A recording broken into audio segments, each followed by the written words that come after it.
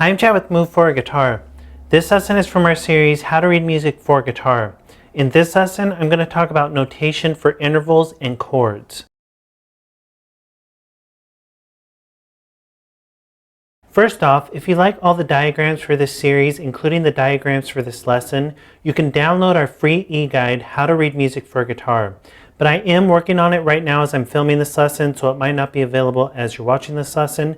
If it is available, a link will pop up on the screen that'll allow you to download it. And like I said, it's free, so there's no reason not to download it when it is available. This is part 30 from our series, How to Read Music for Guitar. If you'd like to go back and start at the beginning, you can click the link on the screen. So far everything we've talked about in this series has been single notes written out like this. You have one note, and then you move horizontally, you have another note. They'll be in different pitches, but they're all separate from each other, meaning you play each one of those one at a time. But in music, of course, you have times when you play more than one note at a time, whether you're just playing two notes or you're playing a chord. And I'm going to show you in this lesson how that's actually drawn in music notation. And I'm not going in depth about intervals and chords. I have a whole series called Music Theory for Guitar if you want to really dive into intervals and chords and what they are, how to build chords and all of that. You can check that series out. It's just free on YouTube. In this lesson, I'm really just explaining how to read it in music notation. So if you come across something like this, where two notes are stacked right on top of each other vertically, that means to play those two notes at the same time. And when you're looking at something like this, it's just representing an interval. And an interval is just a distance between two notes. So from one note to the next note, that's an interval. And everything in music is made up of intervals. Like I said, check out Music Theory for Guitar if you want to learn more.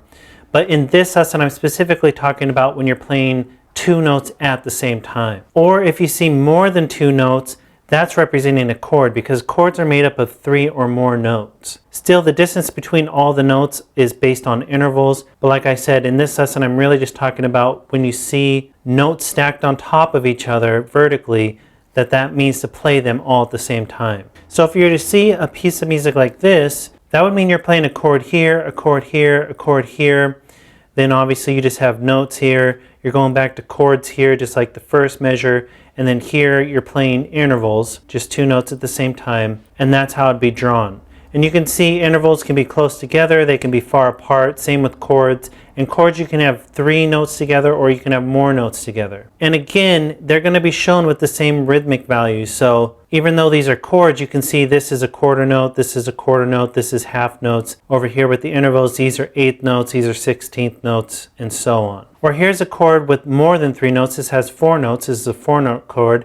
And the reason this one is off to the side is because anytime you have two notes right next to each other, for example, this is from one line to the very next space, one of the notes is going to be drawn off to the side like that. You can see with these notes how they're all perfectly in line is because they all have a space in between them. This is on a line, then there's a space in between, this is on a line, there's a space in between, and this is on a line. But to this next one, it's on the very next space, so that's why it's off to the side. So that's all it means when you see something off to the side, one of the notes off to the side. It's just to fit it in when you're going from one line to the next space or one space to the next line. But still, it means the exact same thing. This is just a chord where all these notes are played simultaneously. You'll also run across this, where you have a chord drawn right here. This is a three-note chord that you play simultaneously, but these notes right there are a different note value than this one. And what that means is you would play this all together, all those notes all together, but you would hold these notes out longer than you would hold this note, because this note is a quarter note and these notes are dotted half notes. So that means when you strike this chord on the first quarter note beat, these notes right here get 1, 2, 3. That's how long you would hold these notes right there. This note is just moving right along with the beat, 1, and then it moves on, and then it's on to this note. So these two notes, which were part of the chord, sustain all the way to here, and this one is only on the one beat. Because right after that quarter note beat, you're on to the next chord, on to the next note. And that's just called moving voices. Because each note in a chord is called a voice, each interval is called a voice. And so you'd be holding these notes while you move this note that were all part of the original chord.